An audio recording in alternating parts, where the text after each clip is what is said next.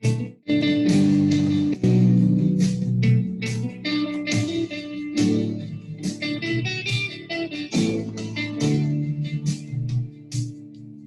all the hunters to lay down their guns. Tell them that the tiger needs a little bit of love. Let them run the jungle, let them roam their land. Then stand back and marvel, what a beautiful cat. 'Cause I saw a tiger, now I understand. I saw a tiger, the tiger saw me. Hey y'all, Joe Exotic, Tiger King here. I'm gonna help you out with these intervals you've been learning. I know it's tough, it is tough. You gotta stay focused on what you love, put in that hard work, and it'll all work out. All right. That's ridiculous. It's so good. It's so good. Grab your notes and we'll see what we can come up with. Whew. All right. So today I want to get you fast on the TI Joe. All right. So get that calculator ready. We're going to go through these. We're going to type it in. Yesterday was a free response day, right? Where I showed you all the outline of what we need in our free responses. But now we're going to focus on the quickness of the calculator. Get down with the quickness. Wow. Know that song? It's an old one. All right, so identify which type of interval you would use. So head on over to Step World. Boom. Head over to tests. All right, and we're looking at intervals today. So number 7 is a Z interval. So that would be right here, Z interval for means. So that's number 7. Number 8 is a T interval. T interval for means when sigma is not known. So that's 8. And then the Z interval for proportions, you gotta arrow down a little bit. There it is. 1 proportion Z interval is A. All right, so this one is A. All right, so I'm gonna use A, 7, and 8 for these labels so I can save my space. All right, so first let's run through some labels. In a study of perception, 80 men are tested and 7 are found to have red-green color blindness. Nowhere in this problem do I see the word mean, or the word standard deviation, or the word Carol Baskin.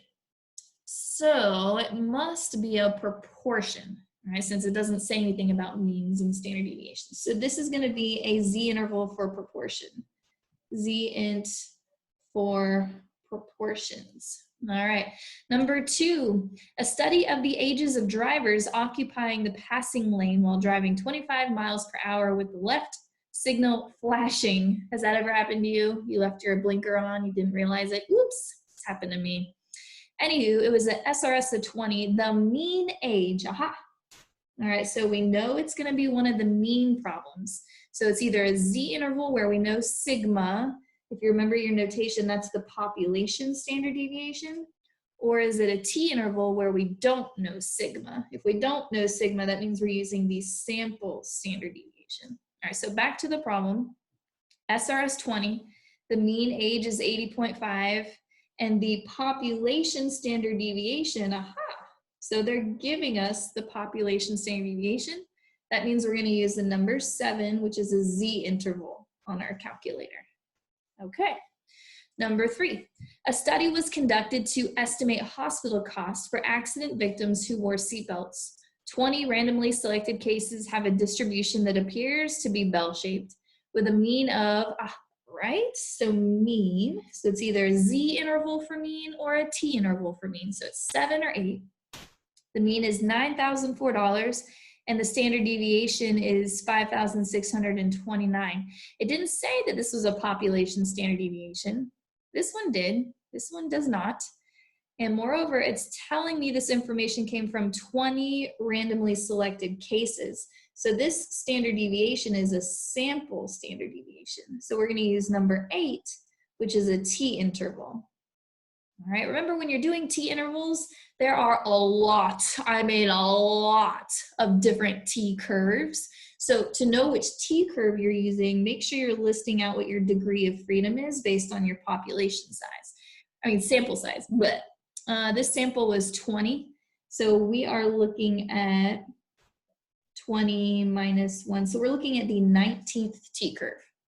When it comes to Z curves, like number 1 and number 2, there's only one Z curve, right? There's only one population Z curve.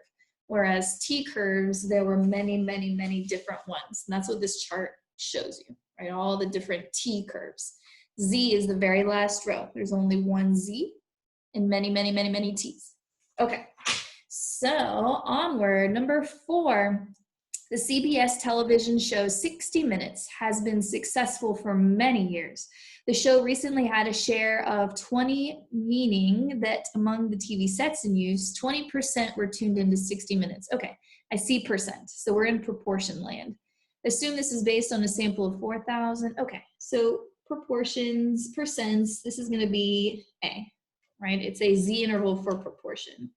Z int for proportion. All right. Number 5, a study of 420,000 Danish cell phone users found that 135 of them developed cancer of the brain or nervous system. Yikes. Although 135 out of 420,000, it's not too bad. Okay, prior to this study of cell phone use, the rate of such cancer was found to be 0.034%. That's tiny. If you drop that percent symbol, and you turn it into a proportion, right? You're moving that decimal 2 places to the left when you drop that proportion or that percent. So it's 0.00034, right? So very, very small group of people. Anywho, the data are from the Journal of National Cancer Institute. So anywho, this is proportions. Nowhere did it say anything about means or standard deviation. So this is another one of those it's a Z interval for proportions. Okay, number 6, Flesch-Kincaid grade level score from a random sample of 12 different pages from J.K. Rowling, Harry Potter, and the Sorcerer's Stone. So on this random page, it was a 5th grade reading level. On this random page, it was a 3rd grade reading level, right? So these are all the different grade levels. So yeah, this is not a proportion. I could average these together. I could get my sample standard deviation if I type it into Stack World, edit, clear, right? Put it in list 1. So this to me would be a T interval. Why is it a T interval? Well, because we don't know the whole book. All we have is a sample to go by. All right, so if we just have a sample, that means we're using a sample standard deviation. All right, next page. A study of times between uses of a TV remote control by males during commercials uses an SRS of 28 males. The result is a mean, there we go, all right. Hi, I'm normal population where sigma is known. Sigma is known to be 2.5. If we know sigma, then we're gonna use number 7, which is called the Z interval. All right, and there's only one Z curve, so you don't have to worry about degrees of freedom. There's only one Z curve. Okay, number 8. Starting salaries of college graduates who have taken a statistics course. Interesting. So they had a sample size 28, X bar, all right.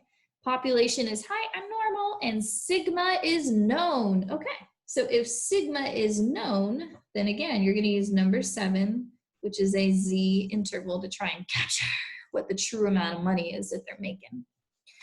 Number 9, maximum breadth of samples of male Egyptian skulls from 4000 BC and 150 AD. Okay, so this is the breadth of skulls. Interesting.